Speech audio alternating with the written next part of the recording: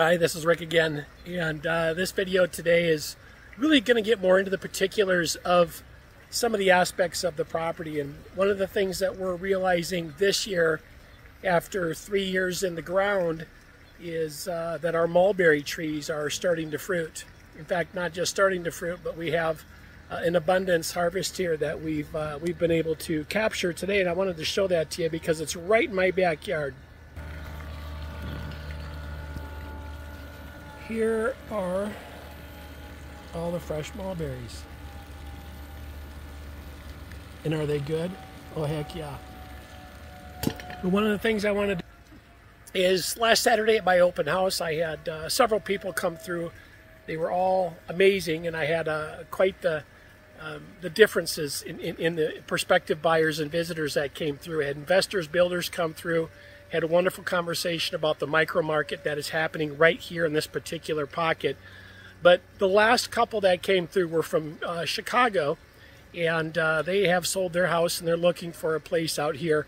And I had asked them about growing, and they really latched onto it. They understood it. They were into preparedness, and they just wanted to be into more self-sustaining, move their way to a more self-sustaining lifestyle. And mulberries came up. So I asked the gentleman and if he'd ever had mulberries, and he said, oh, some of my fondest memories are as a kid harvesting mulberries from the mulberry tree at my grandma's house. And I said, do you mind getting purple fingers? And he said, no, why, you have one? I said, we do. So I brought him out here to the mulberry tree. And as you can see, there's just there's an abundance of fruit.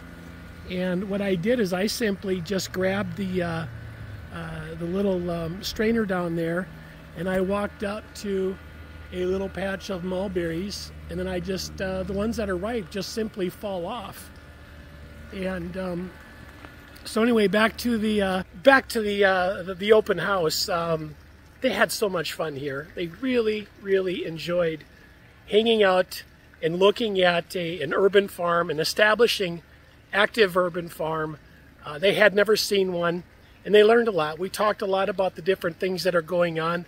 We actually had a wonderful conversation. We talked about political fronts. We talked about spiritual fronts and the spiritual warfare that's happening right now, and just the need to preserve and to have tolerance versus intolerance. And anyway, babbling.